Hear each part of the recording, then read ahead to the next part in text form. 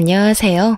얼마 전 남편과 이혼하고 아들을 홀로 키우고 있는 싱글맘입니다. 주변 사람들이 이혼 사유를 많이 궁금해했지만 지금까지는 한 번도 이혼 사유를 정확히 이야기한 적이 없어요. 왜냐하면 차마 이야기하기에는 너무 쪽팔렸거든요. 게다가 친정까지 팔리게 되는 일이다 보니 웬만하면 이야기를 안 하게 되더라고요. 하지만 사연 글이라면 익명성을 빌어 허심탄회하게 이야기할 수 있을 것 같아 이렇게 글을 써봅니다. 저는 평범한 중소기업의 직원으로 남편과는 사내 커플이었어요. 비밀 연애를 2년간 하고 결국은 결혼까지 하게 됐죠. 결혼할 때까지만 해도 이상한 점은 딱히 느끼지 못했어요. 남편도 시댁 식구들도 그저 평범한 사람들이었거든요. 그러나 결혼 후 2년째 되던 해 친정오빠의 첫째 아들, 그러니까 제 첫 조카의 돌잔치를 하게 된 이후부터 시댁 사람들이 어딘가 이상하다는 위화감을 느끼기 시작했어요. 오빠, 우리 귀여운 조카 돌잔치는 어디서 하기로 했어? 우리는 사람 많이 안 부르고 직계 가족들만 모셔서 호텔 레스토랑에서 식사 대접하기로 했어.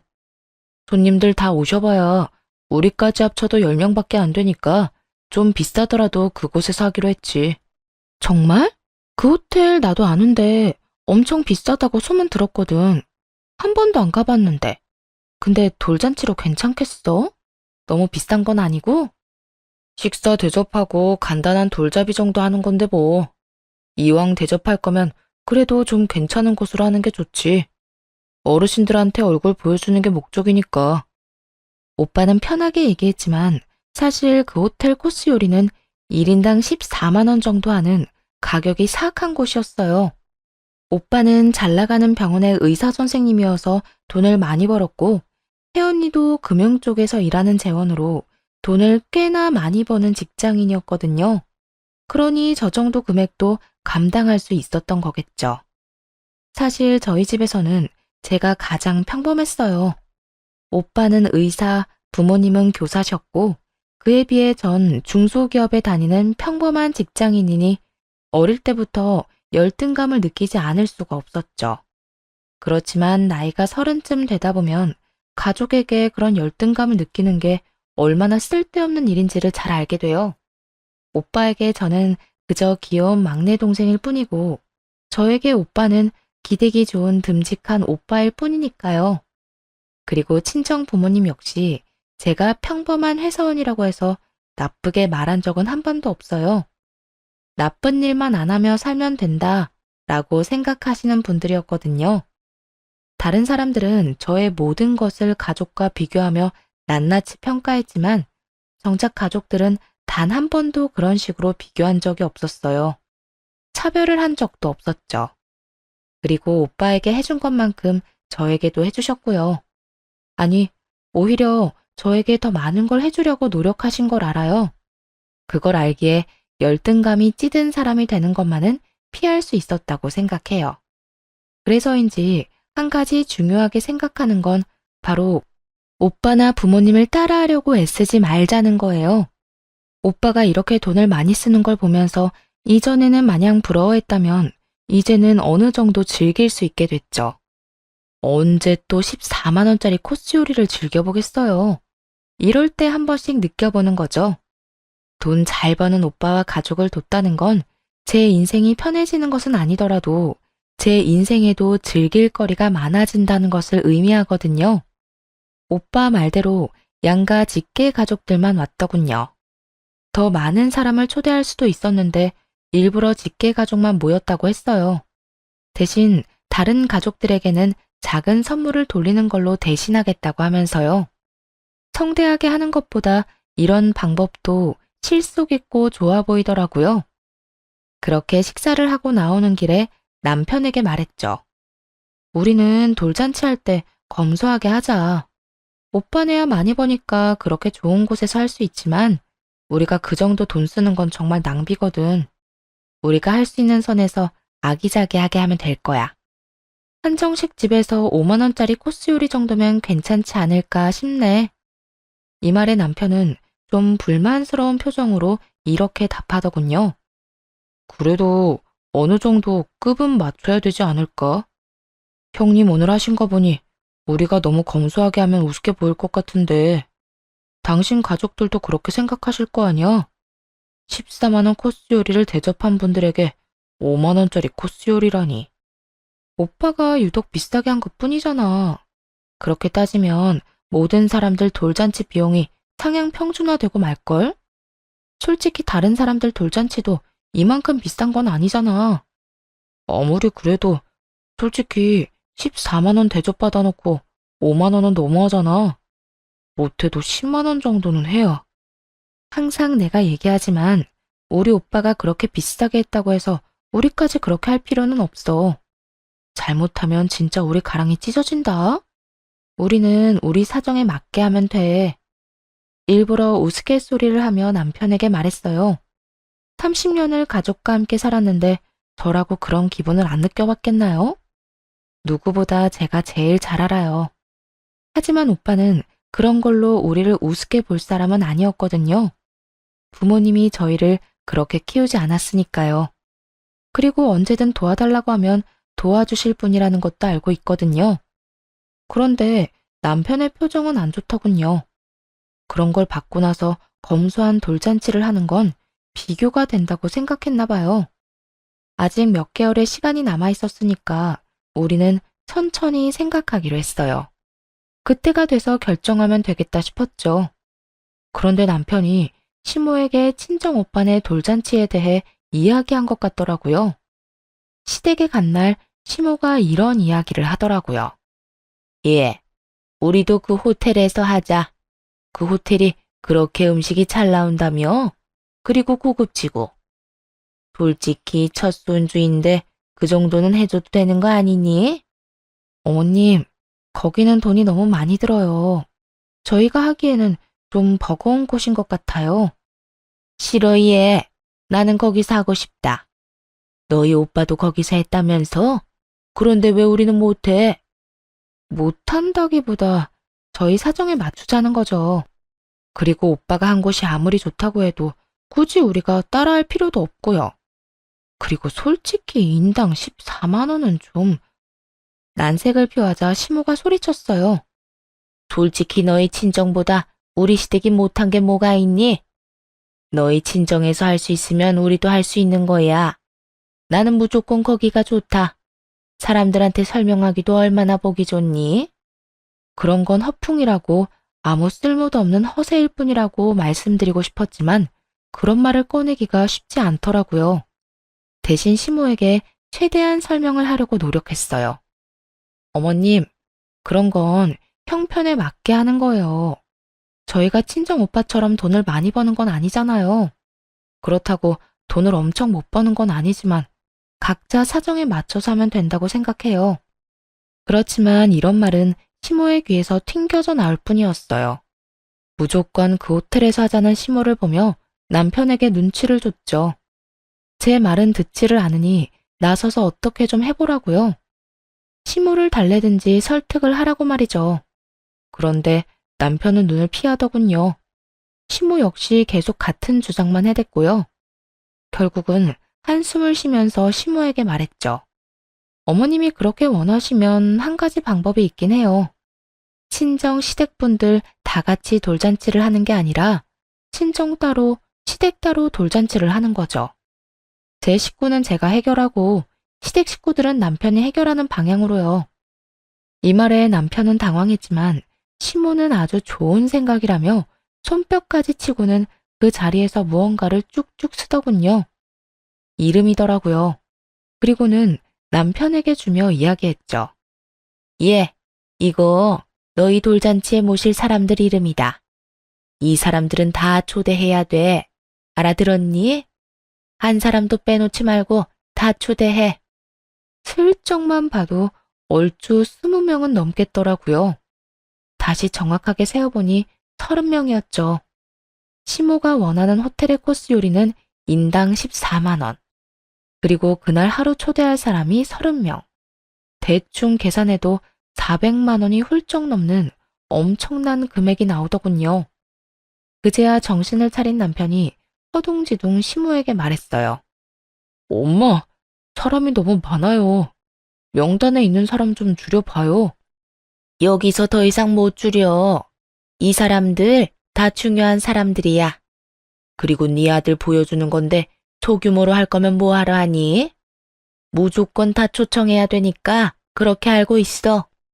강경한 시모의 모습에 남편이 슬쩍 저를 보더니 말하더라고요. 여보, 미안한데 돌잔치 할 때 돈 좀 보태주면 안 될까? 400만 원이나 마련하는 거 좀 무리인데. 나한테 그런 큰 돈이 어딨어. 미리 말하는데 나는 우리 부모님이랑 오빠들 모시고 1인당 5만 원짜리 한정식집 코스 갈 거야. 이게 내 선에서는 제일 괜찮은 선택인 거고. 그러면 너무 차이가 많이 나잖아. 그리고 당신이 돈을 아끼는 건데 아끼는 비용 나한테 준다고 생각하고. 내가 항상 말했지? 우리 상황에 맞게끔 하자고. 이거보다 더 크게 하는 건 내가 봤을 땐 낭비야.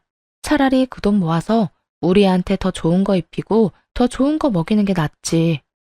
저는 거절을 하고 시모는 무조건 거기서 해야 된다며 떼를 쓰고 중간에서 고통받던 남편은 제 말이 맞다고 생각했는지 시모를 향해 쏘아붙였어요. 엄마, 진짜 부를 사람 좀 줄여야 돼요. 나 이만큼 다 초대 못해요. 400만 원이 어디 애 이름도 아니고. 돈 없으니까 우리 적당히 합시다, 적당히. 에? 넌 어떻게 돼 내가 이렇게 우유부단해?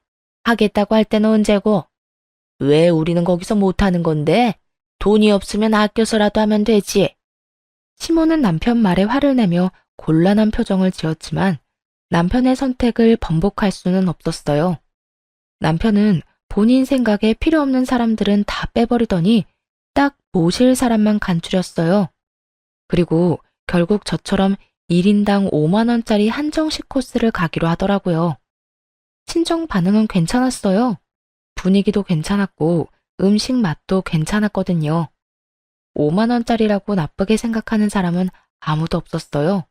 다들 무척 좋아해줬죠. 그런데 시댁 쪽 상황은 조금 달랐어요.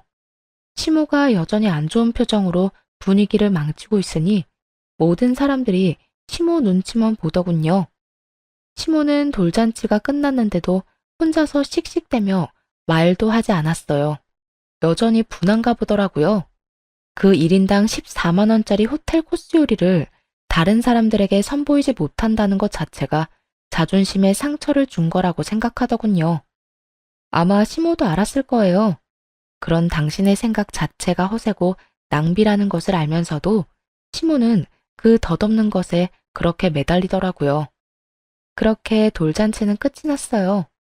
친정 쪽에서는 아이의 미래를 위해 축복을 해주고 덕담을 해주었지만 시댁 식구들은 가라앉은 시모의 표정 때문에 제대로 된 축복도 대화도 나누지 못한 채 체할 것 같은 분위기에서 밥만 먹고 헤어졌어요. 왜 우리 오빠를 그렇게 따라하려고 했을까요? 남편도 그렇지만 시모도 말이에요. 그런데 시모와 남편의 친정 따라하기는 그 후에도 계속되었어요. 형님, 혹시 주식하십니까? 남편은 친정 오빠의 일거수일투족에 관심을 갖는 일이 많았는데 어느 날 주식 투자하는 걸 보게 되었나 봐요. 요즘 좀 공부하고 있어. 남는 돈으로 재테크나 해볼까 하고 말이지. 그렇군요. 혹시 어떤 종목 사셨나요? 추천할 만한 거 있으세요? 나? 나 시작한 지 얼마 안 돼서 내가 남한테 알려줄 정도의 수준은 아닌데. 에이, 우리 사이에 그게 무슨 섭섭한 말씀이세요? 살짝만 보여주세요. 어떤 거 샀는지. 그때 남편은 오빠가 산 종목을 그대로 샀더라고요. 원래는 주식을 한 적도 없는 사람이었는데 오빠가 주식한다니 대뜸 어플을 깔고 돈을 붓더라고요. 아무래도 걱정이 되어서 한마디 했죠. 주식 같은 거 남 따라 하면 안 돼. 그러다 진짜 쪽박차. 괜찮아, 괜찮아. 다른 사람도 아니고 당신 오빠잖아. 알아서 잘 되겠지. 내가 샀다는 거 알고 있는데 연락이라도 줄 거고.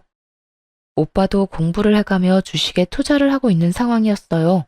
남편은 투자라고는 한 번도 해본 적이 없는 사람이었는데 오빠가 한다는 이유만으로 따라 시작하더군요. 전 분명히 말렸어요. 하지 말라고, 아무나 하는 거 아니라고.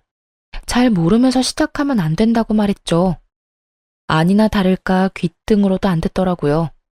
자기랑 우리 오빠가 뭐가 다르길래 왜 자기는 못하냐고 그런 말만 할 뿐이었죠. 그런데 시모는 더 심했어요. 저희 친정엄마를 따라하려고 열심히 노력하더라고요.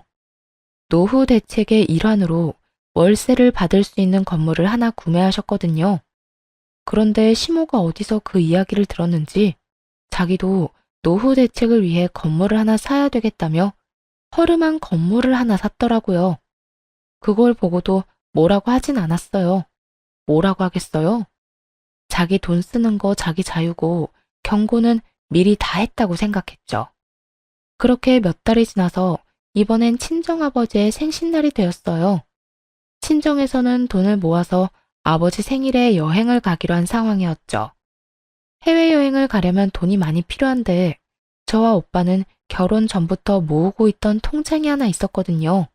매달 5만 원씩 꼬박꼬박 넣어서 지금은 500만 원이 된 통장이 하나 있었죠. 그리고 거기에 오빠가 1000만 원 정도를 더 보태고 친정 부모님이 나머지 금액인 1500만 원을 더 보태서 어른 6명과 아이 둘이 여행을 가게 된 거예요. 솔직히 저는 결혼 전부터 모은 그 통장을 제외하곤 따로 돈을 내진 않았어요. 저와 남편 몫을 부모님이 내주셨거든요. 그렇게 6박 8일 동안 유럽 여행을 다녀왔죠. 정말로 돈 한 푼 안 내고 해외 제대로 다녀온 거죠. 그런데 다녀온 뒤가 더 문제였어요. 예, 너희 외국 놀러 갔다 왔다며? 어떻게 돈을 그렇게 함부로 쓸 수가 있니? 돈이 넘쳐나니? 그리고 친정 어르신들만 모시고 갔다 왔다니 이게 대체 무슨 짓이니? 어머님, 그게 아니고 친정아버지 생신이라 오래전부터 모아둔 돈을 털어서 갔다 온 거예요. 그리고 저희는 돈 많이 안 냈어요. 두 사람 가는데 250만 원만 내고 갔다 왔으니까요. 돈을 많이 내든 적게 내든 너 생각하는 게 너무 웃기구나. 결혼 전부터 모아둔 돈도 결혼하면 부부 공동돈이야. 둘이서 같이 써야 하는 건데 왜 너희 집에만 쓰니? 왜 친정에만 돈을 써? 어머님, 친정에만 돈을 쓴 게 아니라 친정 아버지 생신이라 오빠가 여행을 가자고 한 거예요. 그리고 저희는 쓴 돈도 거의 없다니까요. 입에 침이라도 바르고 거짓말을 해. 어떻게 해외여행 가는데 돈을 안 내고 다녀와? 너는 항상 보면 그렇게 친정만 챙기더라. 친정에서 비싼 거 좋은 거 하니까 항상 친정만 챙기고 싶어? 말이 안 통하더군요. 아무리 아니라고 해도 시모 귀에는 들리지가 않는 모양이었어요. 남편에게 눈치를 줬더니 남편이 시모를 말리기 시작하더군요. 그렇지만 그것도 얼마 가지 않았어요. 시모는 더 크게 짜증을 내며 화를 냈어요. 진짜 너무하는구나. 우리를 어쩜 이렇게 홀대할 수가 있어? 친정에서 비싼 거 해준다고 친정만 챙기는 건 너무 안 쳐서 아니니? 그러면 우리도 이번에 해외여행 보내주렴.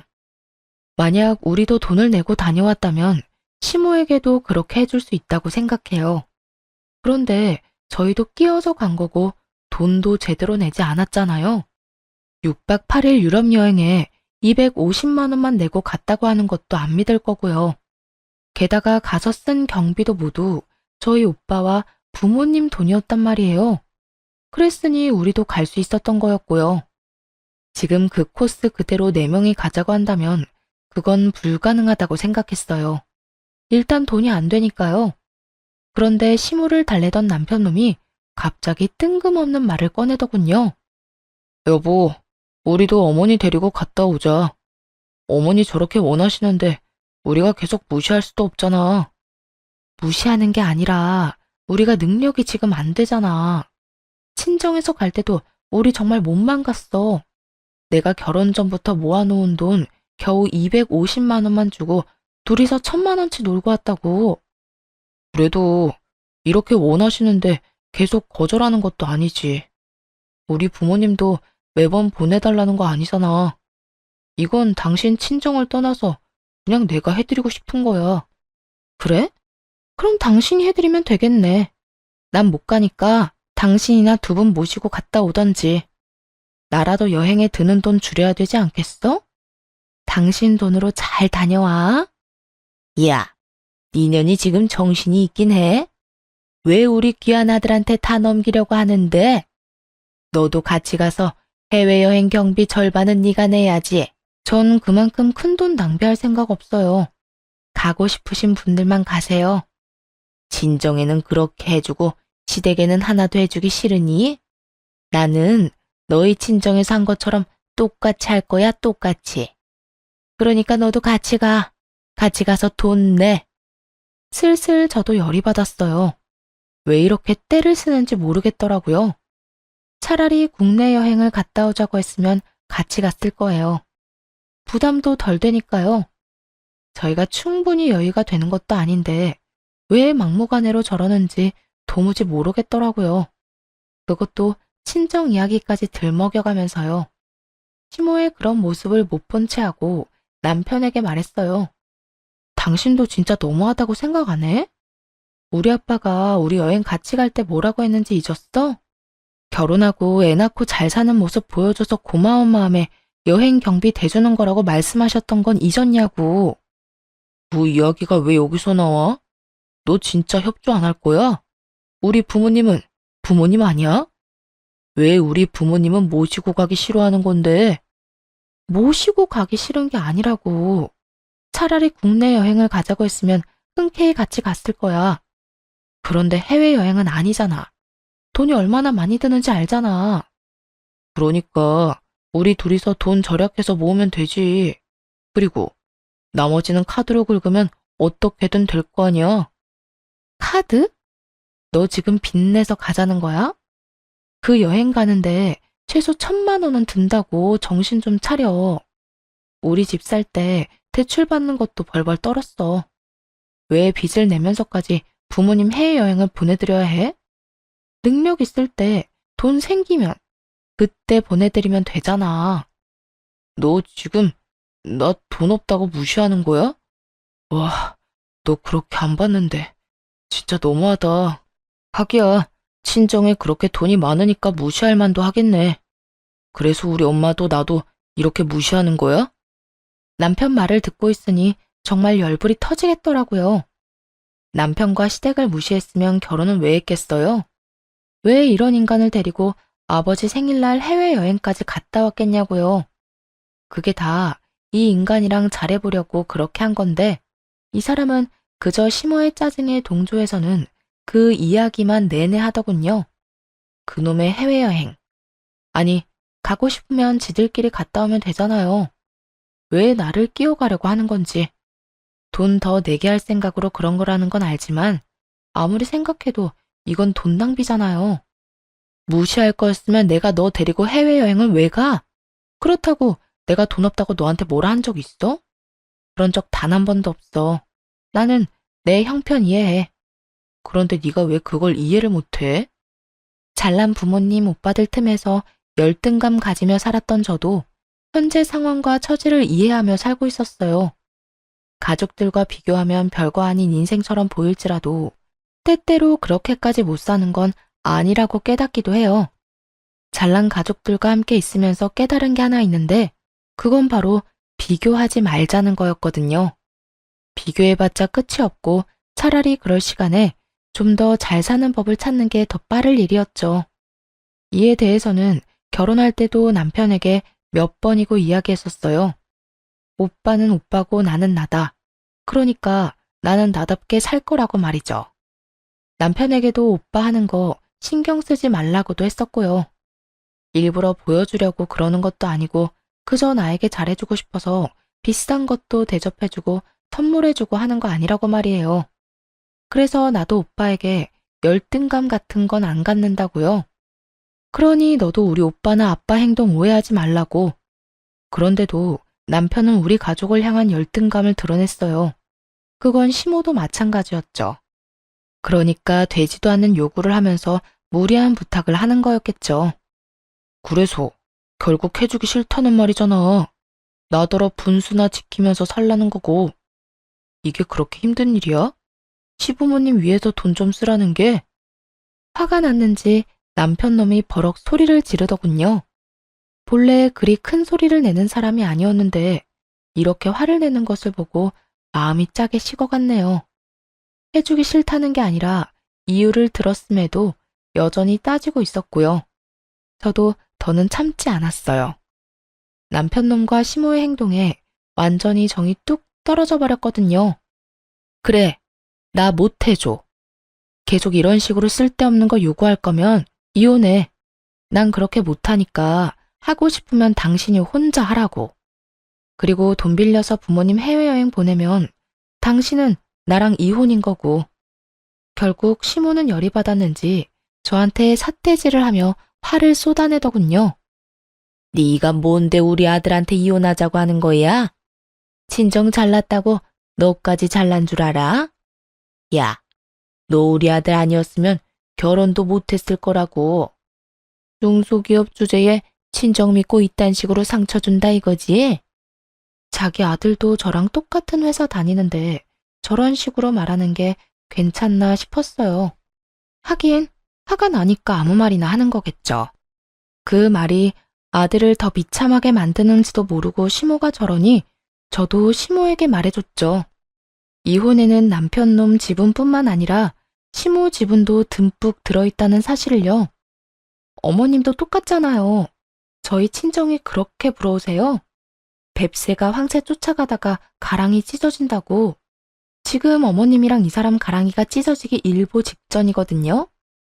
여행 가고 싶으면 본인 돈으로 가세요. 며느리한테 손 벌리지 말고. 야, 너 진짜 여태껏 우리를 그런 식으로 생각했니? 우리가 왜 너희 집을 부러워해? 그런 집에서 시집 오니까 우리가 열등감 가진 사람처럼 보여?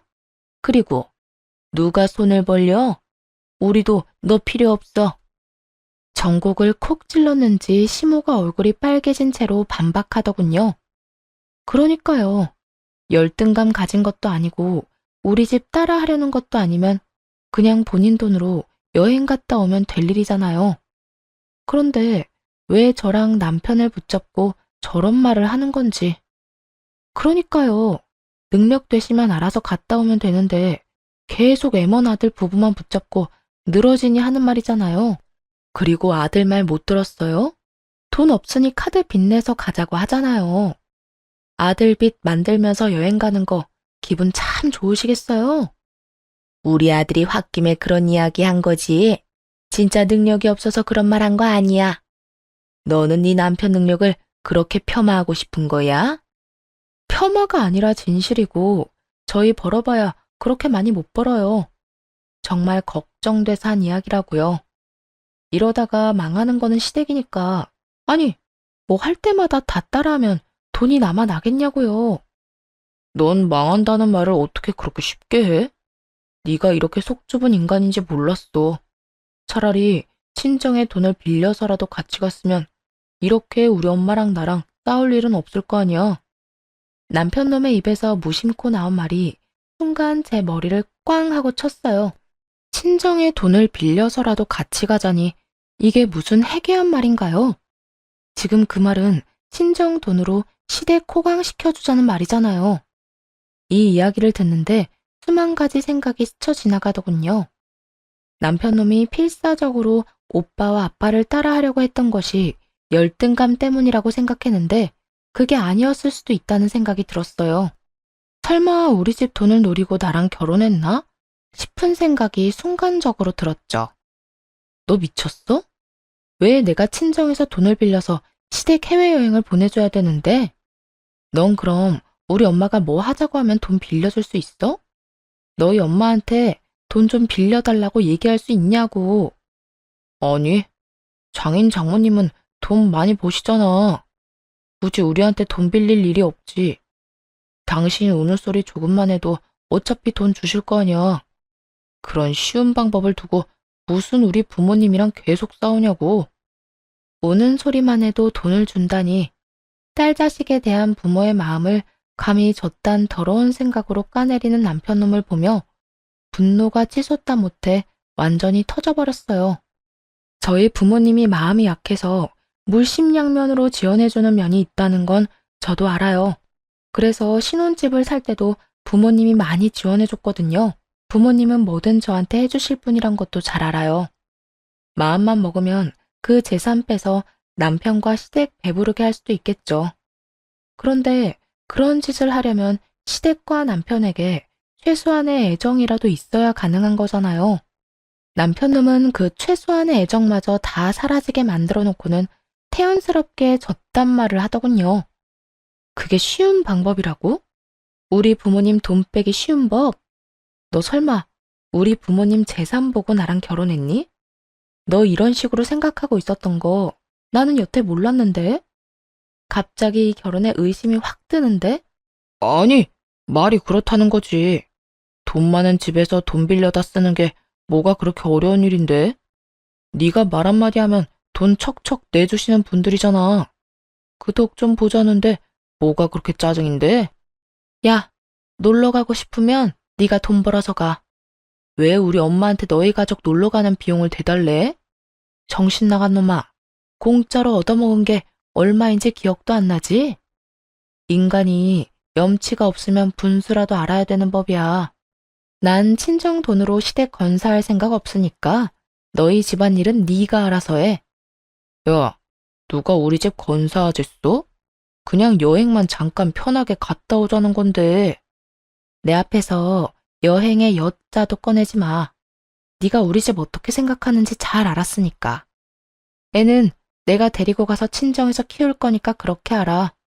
너한테 친권, 양육권 갈 일 없으니까 괜한 기대하지 말고. 치열하고 힘든 과정이 될 거라고는 생각했어요. 시무와 남편이 양육비를 주는 것에 협조적이지 않아서 애를 데려가려고 생각하고 있더군요. 하지만 애가 2돌 정도인데다가 제 형편이 더 유리한 상황이라 결국 제가 데려왔죠. 신혼집도 결국 팔아야 했어요. 소송할 때 남편놈과 시무를 만날 일이 있었는데 이렇게 말했거든요. 그 집 팔아서 나온 돈으로 당신 부모님 모시고 해외여행 다녀오면 되겠네. 잘 됐다. 남한테 구걸해서 다녀오느니 그 돈으로 다녀오는 게 훨씬 낫지. 뭐 양육비는 잊지 말고 꼬박꼬박 보내. 이 말에 남편놈은 완전 열이 받은 눈치였는데 시모가 그걸 뜯어 말리더군요. 처갓집 따라 하려다가 해외여행도 못 가고 자기 고집 때문에 아들 이혼까지 시키게 됐고 아들 신혼집까지 반토막 냈잖아요. 그런 와중에 또다시 해외여행 운운하며 가자고 할 수는 없는 노릇이었겠죠. 아들이 가시밭길을 걸어가는 걸 직접 보고 나서야 철이 든 시모를 보니 우습기 짝이 없었어요. 오빠가 소개해준 변호사가 능력이 좋아서 그런지 모르겠지만 이혼 과정은 굉장히 빠르게 지나갔어요. 그리고 저에게 상당 부분 유리하게 나오기도 했고요. 그렇게 이혼을 하고 저는 친정으로 돌아왔죠. 친정 오빠는 이러한 사연을 알고 한숨만 푹 쉬더군요. 그러면서 저한테 미안하다고, 우리가 이혼한 게 자기 때문인 것만 같다고 계속 자책하는 거예요. 오빠가 무슨 잘못이 있겠어요? 저하고 전 남편한테 더 좋은 거 해주고 싶어서 이것저것 챙겨주려다가 괜히 불똥 튄 것 뿐이죠. 이건 모두 자기 열등감 알아서 다스리지도 못하고 친정 부러워서 친정에서 하는 것만 그대로 따라하며 친정 덕이나 보려고 했던 전 시댁과 전 남편의 탓이잖아요. 그걸 오빠 탓으로 돌리고 싶은 마음은 조금도 없었어요. 오빠가 일부러 전 남편 놈 목까지 내줘가며 간 해외여행이 조금 짜증나고 후회될 뿐이었죠. 그때 찍은 사진들은 전부 잘 나왔는데 거기에 전 남편이 꼽살이 끼듯 껴있었으니 그 사진첩만 봐도 열불이 다 날 지경이었거든요. 이혼하면서 받은 돈과 아버지가 지원해주신 돈으로 작은 집을 사서 아이와 함께 들어갔어요. 초반에는 친정에서 지냈지만 다 큰 딸이 손녀까지 데리고 와 있으니 보기가 좀 그렇더라고요. 그래서 친정집 근처에 집을 하나 얻었어요. 일할 때는 친정 부모님이 아이 등하원을 시켜주시고 퇴근하면 아이 데리고 와서 함께하고 생활은 그렇게 안정되기 시작했지만 전 시댁은 전혀 달랐죠. 들어보니 내리막길을 향해 굴러떨어지고 있었거든요. 얼마 전에 오빠에게 투자한 거 어떻게 됐냐고 물었었는데 그러더라고요. 그때 투자한 거 예전보다 떨어져서 회수한 지 오래고 지금은 안정적인 종목에만 집중하고 있다고 하더라고요. 그 말을 들은 이후 며칠 안 돼서 전 남편에게 연락이 왔어요. 야, 너희 오빠가 나 속인 거지? 내가 투자하던 거 지금 완전 싹 날아갔는데? 이거 어떻게 된 거야? 어떻게 책임질 거냐고. 갑자기 전화해서 뭔 미친 소리야? 우리 오빠가 언제 너한테 투자하라고 했어? 네가 네 손으로 투자했잖아. 책임? 네 스스로 한 짓인데 책임을 왜 남한테 지어? 내가 투자 시작한 게 너희 오빠 때문이잖아. 시작할 때 알려줬으면 팔 때도 알려줬어야지. 너희 오빠 투자 사기로 신고해버릴 거야. 신고? 무슨 명목으로 신고할 건데? 오빠한테 물어서 산 종목이 휴지 조각 됐다고 신고할 거야? 아님 우리 오빠가 그거 팔 때 연락 안 해줬다고 신고할 거야? 애초에 잘 모른다고 안 알려주려던 거 졸라서 알아낸 건 너잖아. 오빠는 적당한 시기에 팔아서 큰 돈을 벌지는 못했어도 그래도 수익은 어느 정도 냈다고 했어요. 방어에 성공했고 원금은 살렸으니 실패한 건 아니었죠. 그리고 그 종목을 팔았을 때는 저와 전 남편의 이혼 소송이 한창 진행 중이던 때였고요. 알려주지 말고 할 의리조차 다 사라진 상황이었죠. 하지만 오빠만 따라하던 전 남편 놈은 고수익 고위험 투자인 걸 알면서도 제대로 된 시기에 팔지 못했고 원금마저 크게 손실봐야 했어요. 그 종목 주식을 확인해보니 거의 절반이 날아간 것 같더라고요.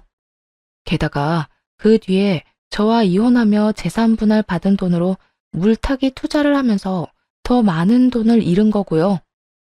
내가 당신 오빠만 아니었으면 주식 같은 거 손도 안 댔을 거야. 왜 옆에서 바람을 불어넣어서 돈을 다 날리도록 만들어? 너희 친정 오빠도 쪽박 찼지?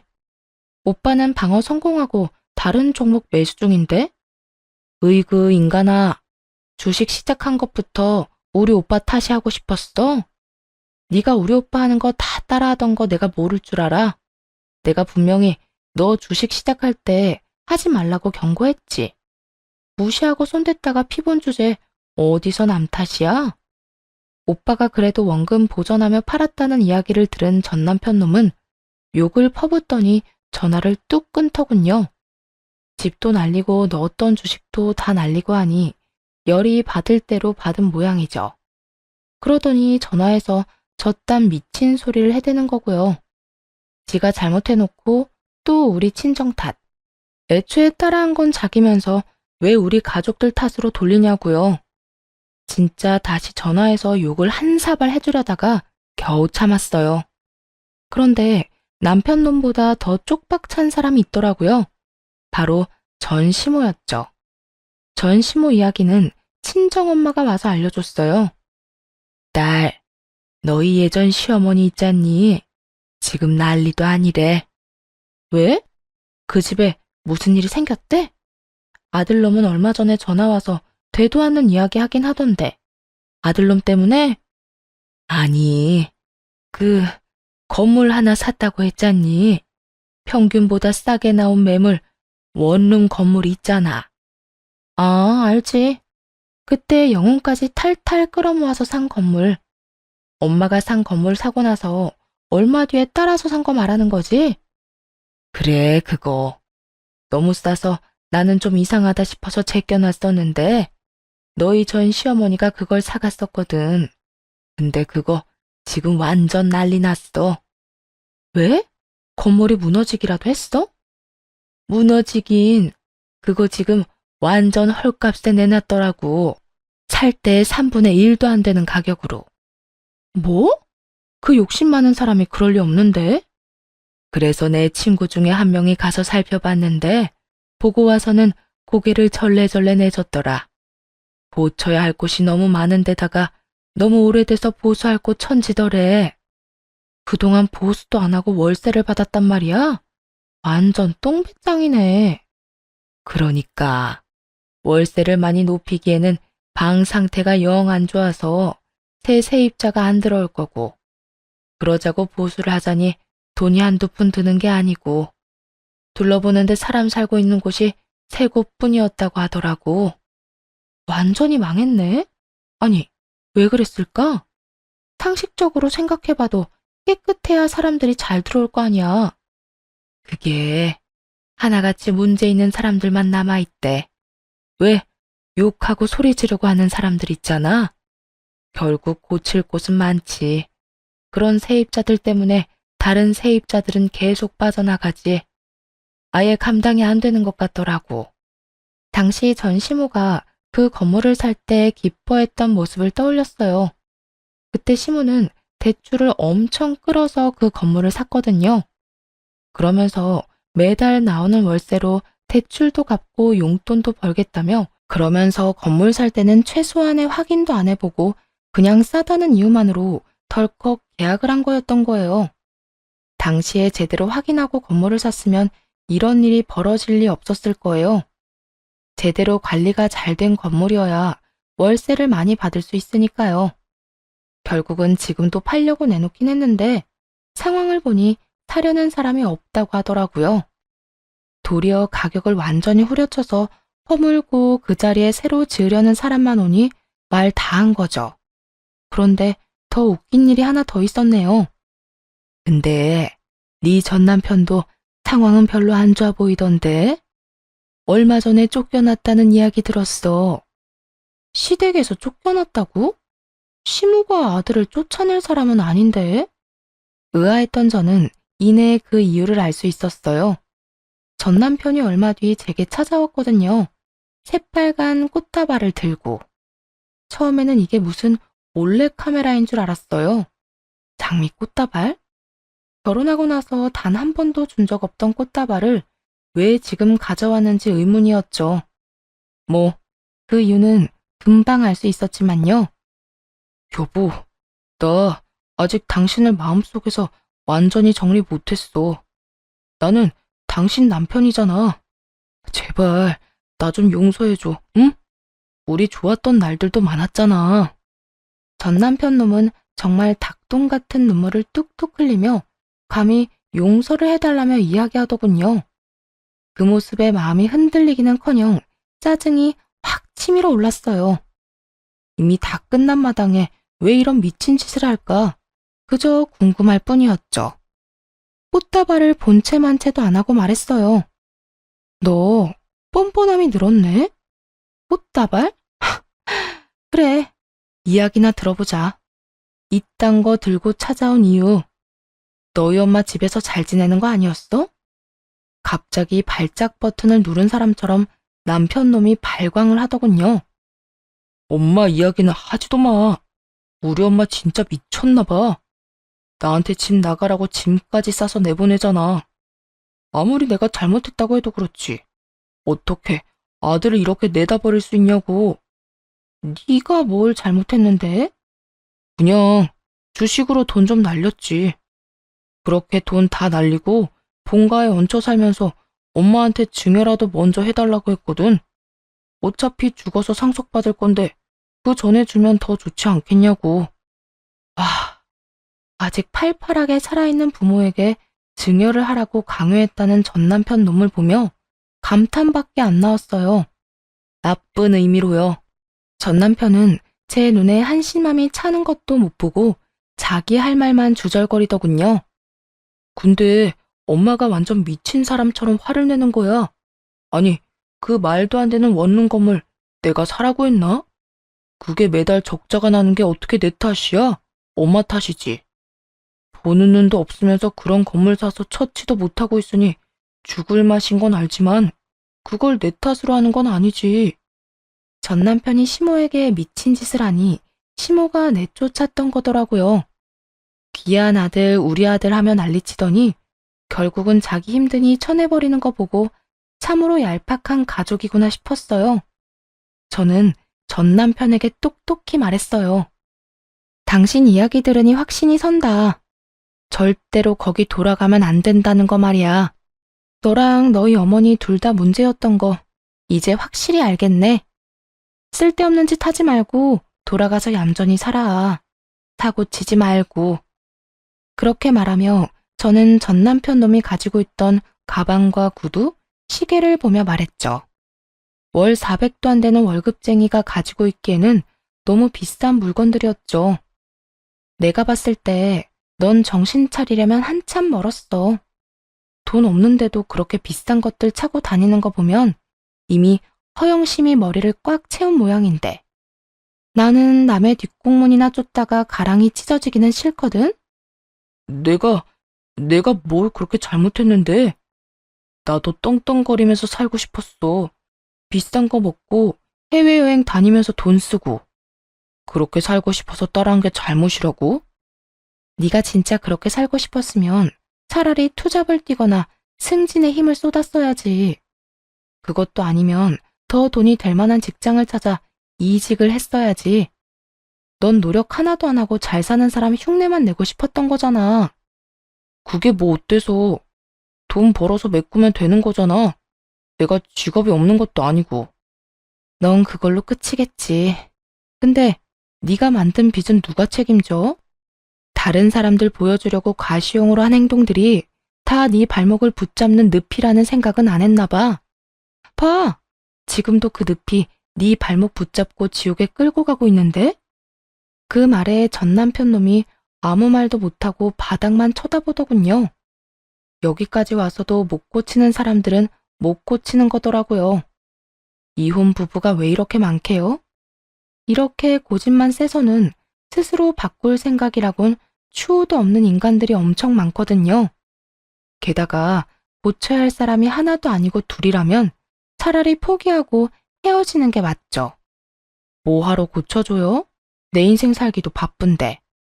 어쨌든 전 남편 놈은 이 말에 충격을 받은 건지 어쩐 건지 한숨을 쉬며 떠나갔어요. 본가에서 쫓겨났다고 들었는데 아마 전 시모와 따로 살고 있겠죠. 그 뒤에 들은 소문으로는 시모가 쫓아낸 아들놈을 찾고 있다는 소식이었어요. 증여나 해달라며 난리 떨던 아들놈을 쫓아내긴 했지만 집에 돈 벌어다 줄 사람이 없잖아요. 수입이 없으니 그제야 아들놈을 찾으러 다니는 것 같더라고요. 건물은 여전히 팔지도 못하고 말이죠. 그래도 조만간 헐값이라도 팔 생각인 것처럼 보이긴 하더라고요. 금액이 점점 낮아지는 걸 보니 저는 한 차례의 결혼과 이혼을 통해서 뱁새가 황새 따라가다가 가랑이가 찢어지는 걸 두 눈으로 확인했어요. 옛말에 틀린 말 없다는 걸 또 알게 됐네요. 행복은 우리 안에 있는 거지 남에게서는 절대로 찾을 수 없다고 생각해요. 앞으로도 욕심 부리지 말고 제 형편에 맞는 행복을 찾으려고요. 쓰다 보니 글이 길어졌네요. 긴 글 읽어주셔서 감사합니다. 즐거운 하루 되세요.